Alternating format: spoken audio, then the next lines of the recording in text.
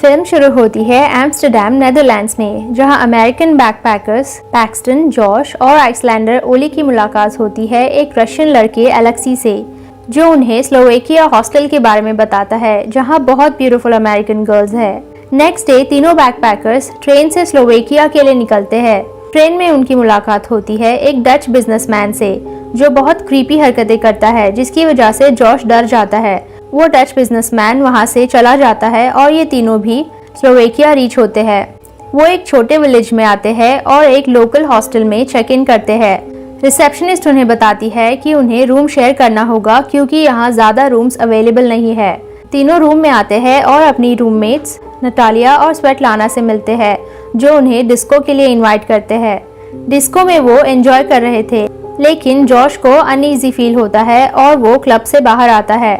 अचानक वहाँ कुछ बच्चे आते हैं और जॉश से कैंडी और गम की डिमांड करते हैं। तभी वहाँ डच बिजनेसमैन आता है और उन्हें कुछ पैसे देकर वहाँ से भगाता है। जॉश उससे माफी मांगता है और उसे ड्रिंक ऑफर करता है। अगली सुबह ओली मिसिंग था और रिसेप्शनिस्ट से पूछने पर उन्हें पता चलता है कि ओली ने सुबह ही हॉस्टल से चेकआउट किया है। जॉश रिसेप्शन पे ओली के लिए मैसेज छोड़ता है और ओली को कॉल भी करता है। तभी उनके पास एक जापानीज बैकपैकर काना आती है, जो उन्हें अपनी दोस्त यूकी के बारे में पूछती है, जो ओली के साथ थी। वो उन्हें दोनों की फोटो भी दिखाती है जो यूकी ने काना को भेजी थी। पैक्सटन काना से वो फोटो लेता है और फिर वो दोनों स्लोवेकिया एक्सप्लोर करने जाते हैं। तभी उन्हें ओली दिखता है। वो उसे पुकारते हैं, लेकिन ओली उन्हें इग्नोर करता है। वो उसे फॉलो करके एक म्यूजियम में आते हैं और ओली को पकड़ते हैं, लेकिन वो कोई और था। पैक्सटन उससे उसकी जैकेट के बारे में पूछता है और वो आदमी उन्हें डांट के वहां से चला जाता है। वो म्यूजियम से बाहर आते हैं और उन्हें ओली का मैसेज आता है, जिसमें उसने सिर्फ आई गो होम लिखा था और उसकी एक फोटो थी जो बहुत ही अजीब थी। फिर हम ओली का कटा हुआ सर देखते हैं और यूकी की भी चीखें सुनते हैं। पैक्सटन और जॉश काना के साथ ब्राटिस्लावा से वापस जाने का डिसाइड करते हैं और काना को उनका वेट करने बोल के क्लब में जाते हैं। जॉश को फिर से अनईजी फील होता है और वो हॉस्टल वापस आता है। रिसेप्शनिस्ट उसे अपने रूम में छोड़ती है और फिर एक आदमी अंदर आता है। सीन शिफ्ट होता है पैक्सटन की तरफ, जो गलती से डिस्को स्टोरेज रूम में लॉक हो जाता है और फिर वहीं बेहोश हो जाता है। बहुत देर बाद जॉश को होश आता है और वो खुद को एक डंजन लाइक रूम में पाता है, जहां बहुत सारे पावर टूल्स और वेपन्स थे।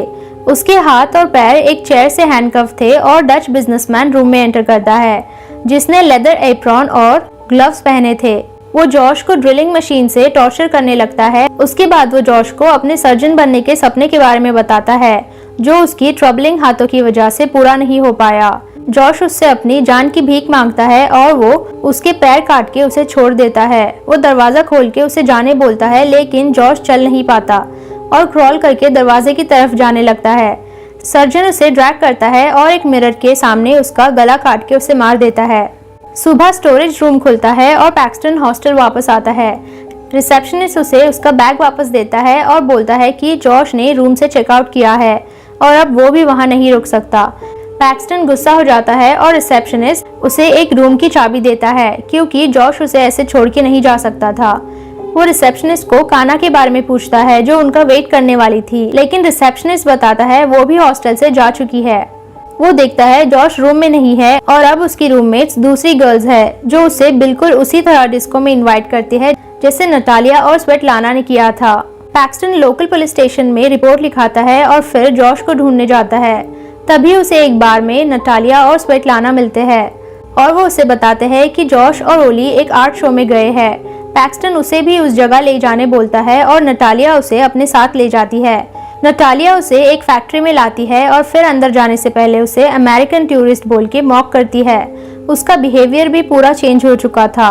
वो पैक्सटन को बिल्डिंग के अंदर लीड करती है और फिर पैक्सटन कॉरिडोर के डर्टी सेल लाइक रूम में डच बिजनेसमैन को जॉश की बॉडी काटते हुए देखता है। हॉरिफाइड वो नटालिया को गाली देने लगता है और नटालिया उसे बताती है कि उसे टूरिस्ट को वहां लाने के पैसे मिलते हैं। अचानक दो वेल बिल्ड आदमी आते हैं और पैक्सटन को खींच के अपने साथ ले जाते हैं। वो देखता है हर एक रूम में कोई ना कोई टॉर्चर हो रहा है।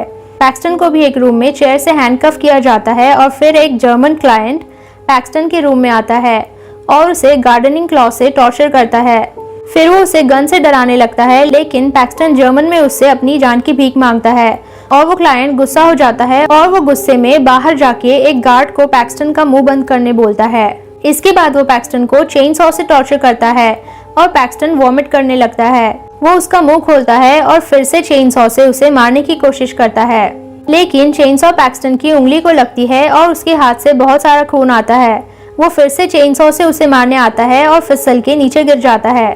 चेन सॉ उसके ऊपर गिरता है और उसका पैर कटता है। पैक्सटन गन उठा के उसे शूट कर देता है और फिर वैसे ही बैठ जाता है। जब गार्ड अंदर चेक करने आता है, पैक्सटन उसे भी शूट करके मार देता है। वो अपनी उंगलियां उठाता है और टॉर्चरस एप्रॉन और मेटल मास्क पहनता है। फिर वो बाहर आता है, तभी वहाँ गार्ड्स आ जाते हैं और वो एक रूम में छुप जाता है। वहाँ उसे पिछले विक्टिम्स की लाश मिलती है और वो उनके बीच छुप जाता है। बुचर रूम में आता है और लाशों को अपने साथ एक रूम में ले जाता है। पैक्सटन देखता है बुचर 1 बाय 1 सभी डेड बॉडीज को काट रहा था और वो वहाँ जॉश को भी देखता है। बुचर दूसरे रूम में बॉडी पार्ट्स जलाता है और तभी पैक्सटन उसे भी मार देता है। इसके बाद वो लिफ्ट से ऊपर जाता है और एक फ्लोर पे लिफ्ट खुलती है, लेकिन लकीली गार्ड के देखने से पहले लिफ्ट बंद हो जाती है। पैक्सटन बाहर आता है और खिड़की से पुलिस ऑफिसर्स को देखता है जो इन सबसे मिले हुए थे। वो एक लॉकर रूम में जाता है और लॉकर से उसे क्लाइंट के कपड़े और ग्लव्स मिलते हैं और वो ड्रेसअप होता है। उसी जैकेट से उसे एक बिजनेस कार्ड मिलता है जिसपे एलाइट हंटिंग लिखा था, जो एक secret world wide murder for profit organisation है, जहां रशियन, यूरोपियंस और most of all American tourist को पैसे देकर टॉर्चर किया जाता है। तभी वहां एक अमेरिकन बिजनेसमैन आता है और पैक्सटन को क्लाइंट समझ के अपने विक्टिम के बारे में बताता है और उसे उसका एक्सपीरियंस भी पूछता है। फिर वो पैक्सटन को ये भी पूछता है कि विक्टिम को धीरे धीरे मारना है या क्विकली। पैक्सटन डर के बोलता है क्विकली, लेकिन वो क्लाइंट अपनी गन वहीं फेंक के विक्टिम को टॉर्चर करने जाता है। उसके जाते ही पैक्सटन उसकी पिस्टल लेके वहां से निकलता है। वो कोर्टयार्ड में होता है और तभी उसे काना की चीखें सुनाई देती है। वो भागने की बजाय उसकी हेल्प करने अंदर वापस आता है। वो उस अमेरिकन क्लाइंट को शूट करता है और काना को लेके वहां से भागता है। वो जल्दी से एक कार में बैठ जाते हैं और वहां से भागते हैं, लेकिन गार्ड्स उन्हें देख लेते हैं और उनके पीछे आते हैं। रास्ते में वो अलेक्सी, नटालिया और स्वेटलाना को देखते हैं और पैक्सटन उन्हें गाड़ी से उड़ा देता है। अलेक्सी और स्वेटलाना मर जाते हैं, लेकिन नटालिया बच जाती है। लेकिन गार्ड्स की गाड़ी के नीचे आके वो भी मर जाती है। आगे उन्हें वही बच्चे घेर लेते हैं और पैक्सटन गाड़ी से उन्हें गम और कैंडी का बैग देता है। फिर वो बच्चे गार्ड्स को रोकते हैं और उन्हें भी मार देते हैं। रेलवे स्टेशन से थोड़ी दूरी पर पुलिस कर्फ्यू देख के वो दोनों गाड़ी से उतर के भागते हैं, लेकिन स्टेशन पे भी गार्ड्स ऑलरेडी उन्हें ढूंढ रहे थे। पैक्सटन एक जगह छुप जाता है, लेकिन काना अपना डिसफिगर रिफ्लेक्शन एक मिरर में देखती है और वो वैसे जीना नहीं चाहती थी, इसीलिए वो ट्रेन के सामने कूद के सुसाइड कर लेती है। मौका देख के पैक्सटन ट्रेन के रेस्टरूम में छुप जाता है।